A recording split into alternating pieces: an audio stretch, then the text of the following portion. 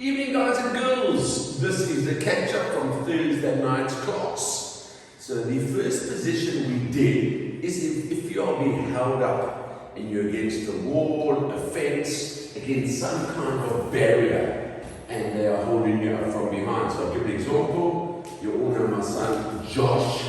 So this is quite a common move where they would start by pushing you against the wall, okay? And from there, they generally snatch you from there, and obviously you let your stuff go. However, when they decide to take you and want to take you somewhere, as you know, that's when you use Krav, and we are in the red zone, the danger zone, so that's where we attack. So what's very important, Josh, if you just move to the side, is when they push you against the wall, try and get your hands in this position. So obviously the first thing you want to do is put your hands there to protect them from hitting your head against the wall. Also, this could be done as a defense if they're pushing you over a table or a counter to do bad things from behind or just holding you up. So if that was your counter in the kitchen and they pushed you towards it and they're trying to bang your head out to cause damage, what you do is you put your hands on each other and you protect your head from being hit against the counter, or secondly, against the wall. From there, try and move into that position, which wouldn't bother them because they are after what's in your pockets. Why I'm saying that position is we're going to use the wall as our friend. So, it's fine. The closer they push you to the wall, no problem. They are generally behind you. What you want to do is take either leg and push it between their legs as far back as you can. That is step one. Step two, you want to turn slightly, because think about it. If they're behind me and I fold this way, and they're directly behind me, all they're going to do is fold with me, which is not what I want. I want to push them away aggressively. And the way I do that is by getting a good posture, using the wall, putting either leg as far back between their legs as possible. And then I'm angling my backside at an angle. So when I push back, I'm angling it back, which forces them either in that direction or in that direction. So you literally want to go there and then put your bum at a 45. And that's when you pulsing back as hard as you can. You're using the wall as your friend, legs deep, bum's angle, and that's the move there. From there, you're coming straight back at a 45-degree angle, and you're using this pelvic thrust backwards. At that same angle, at the same time, you're pushing against the wall to get your upper body back, and at the same time, you're pushing your butt back to push them off at an angle. Joshy, this is what it looks like in real life. Joshy pushes me against the wall quite aggressively. Okay. Hands protect my head. While he's doing what he needs to, I'm getting myself ready. At the same time, I'm trying to do this. But Joshy, normally you'd be a bit closer because they want to check you nice and close to see where you are. So it makes it easier for me to get my leg behind and angled. And that's when the pulse comes in. And you straight onto your attacker. Okay, so just practice that slowly. Remember to relax and breathe. Leg back as far as possible, angled, and then it's a big pulse. But pulse with your bum and your body. This is the important move to push them off. Remember, as you push off, you turn and you're ready to attack. Enjoy that move. The next move we covered is an attack with a knife from behind. So Josh, I'm going to ask you to hold me up here, please, boy. So your attacker is coming from behind. He's generally got a short, long knife. Doesn't make any difference what end the knife is. You would obviously be in your ready position. From there, it's very, very simple. I'm taking this hand, and all I'm doing is I'm not resting with this arm. All I want to do is get in behind the wrist or part of the forearm, and I just want to open it away from my neck. So it is a high-risk move, obviously, but there is an effective defense for the move. So from there, it would be one. As I open that away, I can look to the right as well because it gives me more space to clear. So if it's really close there, obviously I don't want to look to the left, I'm going to cut myself. From there, that's all I'm doing. I'm just peeling it off slightly. At the same time, I'm looking to the right to help the clear. I bring this hand as a double support. And Joshy can try as hard as he wants to now to try and cut my throat. Joshy, try and cut my throat. Try boy, hard. And then he can do it. Okay, so I've got firstly just his wrist. So just the fingers want to be in there and open it. And this is my support hand, which gives me a nice strong structure. And then you've got them in a position where there's no way they can lift that hand up to attack you. From there, I take my left leg and I just swing it between him and I. Because it allows me to step straight in here and attack him with his own knife without even holding the knife. Once again, I'm using this good structure. I'm stabbing once or twice, or if I don't want to stab, I'll go straight behind him and he would end up in that position. From there, it's easy. All I do is I lift this elbow straight up, hard, and I will dislocate the shoulder. I then know the attacker is totally disabled with regards to his right hand. The chances are great. Once you dislocate that shoulder, it would be a pulse. Straight up. He would more than likely drop the knife as well. The other alternatives, you can take his finger, whatever's open, you can break it. Okay? Or what you can do is, whatever side the knife is blunt, you can use it and you would pronate the wrist. In this case, this backside is blunt, so I would push the knife that way into him to take it away. If it was the other way, I would take my hand on the blunt side of the knife and put it towards me. But my firm belief is once you step behind him here, remember, he's got bad intentions, he's had a knife to your throat, not cool. I will be taking this arm and I'll just be pushing it straight up as hard as possible. You're not killing them, you're dislocating the shoulder. Very, very painful. It will stop the attack. From there, you could just actually back off, turn, run away for help. Cool. Okay, the third and final move we did is if somebody holds you up from the front. A lot of you know the move. We go into what we call a hook and lock. If you remember, we did the hook and lock for a low gun hold up. So it's a gun hold up defense, roughly between your belly button and your chest.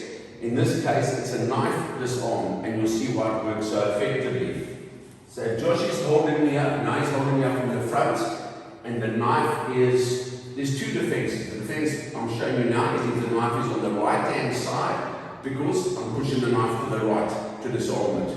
If the knife is on the left hand side, it's a different defense. We'll cover it next week. This week we're covering the knife on the right hand side. Is the knife, ready position, no eye contact, and there's always a mixed message. I like your pink shoes, for example. As you finish that sentence, what I'm doing is I'm turning my head to the left to clear, just in case. At the same time, I'm pushing his arm into the crook of my elbow. Very, very strong position. It's also a nice quick position, straight there. So I've got him well looked and hot. That's what it looks like from the top. So I've got him in a nice, firm grip. And you want that, guys, but you don't. His first instinct is going to be to pull. That's what he's going to be. He's not going to stand and wait for you. Obviously, as you get to know the move, it literally is going to take a second to go into your hook and lock. Once you're there, you're nice and firmly holding his position. But before I get there, what I want to just highlight to you that if you are a bit slow here and he pulls the knife, step with him. Okay? Because if he's pulling me, which they normally do, because you're holding on, don't let go, you're going to get cut. If he does pull the knife and he's bigger than you, which means because of his body mass, you're going to have to go with him, that's cool. Because all I do is as I go with him, I go into the position. So remember that. So any one of these disarms, any one of the disarms I've shown you, or the shirt, wrist grabs, makes no difference. Always remember, if someone grabs your wrist, what's your first reaction? You want to pull it. And that's what they're going to do, most times. So if he's holding me up, the moment I grab him here, he pulls it, that's cool. I step with him and I do the move. But initially, just practice in a static position. So from there, guys, I'm clearing my head to the left. I'm taking my left hand and I'm just pushing that straight into that position. That's the first position to start your hook and lock. From there, I'm turning into my attacker, so I'm 90 degrees with it. My elbow comes up, my other hand comes between the two, and I move all of this into that position there.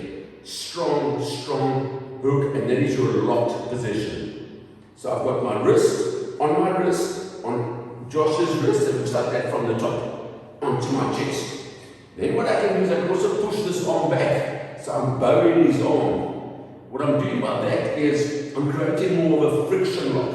And all that means is it's skin on skin. So the more skin on skin, or skin on shirt on skin I've got, the firmer my lock is. If my knees are bent and I'm in that position, there's no ways he's going to get out there. I don't care how big he is. He might kill me with it, but he's not going to get his weapon, and that's what's important. Because I'm using biomechanics, okay, by pronating the wrist strongly onto my chest. And if I want to, I could even breathe in, because it makes my chest bigger, which gives me more skin on skin, which is even a stronger friction lock. Okay, so just to show you that again from there, that's one, okay, so that's important.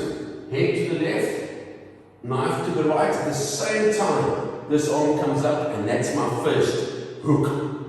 From the hook position, I'll take my arm over, I'll go to a lock position. And you can see Josh is hurting just in that position, because I'm pulling his arm around my chest. And that is important. Got to keep your hands bladed in a vertical position. If I want to throw him off course now, I can do a pulse. And that's just a sudden movement by dropping my weight, using gravity. And it really is just an overload sensor for his brain. He now feels the rock, and then he feels the pulse. By doing that, I've broken his posture, so he's in a very, very weak position, not a strong position. It is an option. It's ideal to use because it does break their structure. Then what's important is I take my hand and I just hook the pinky over the blade. Because as I turn now away from him, I'm pronating his wrist, if you look here. So that lock is positioned now. If for any reason I drop this hand, he can pull this out at any stage. So I've got to keep it locked. And if I turn, as I turn, I automatically open his hand. He's got no control. We are pronating the wrist. Then it's easy. If my hand's in that position, I've got him there. I just take the knife. However, I'm putting the pinky on the knife so that as I turn, as it falls on his hand, I can grab it. But what's important is, look here, got to keep this hand bladed tight against your chest, and that will pronate his wrist. Secondly, what you do from this position, don't do a quarter turn, especially if they're big and strong. Do a complete 180. So I hold that there and I face the other wall. So if you want to see what I'm looking like now, and I'm facing the other wall, it would be that there.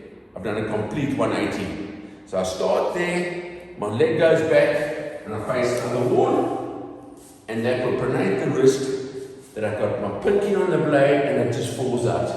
I can either stab him in the back if I'm going to do serious damage in the kidney, stab him in the butt rather, back off would be my suggestion.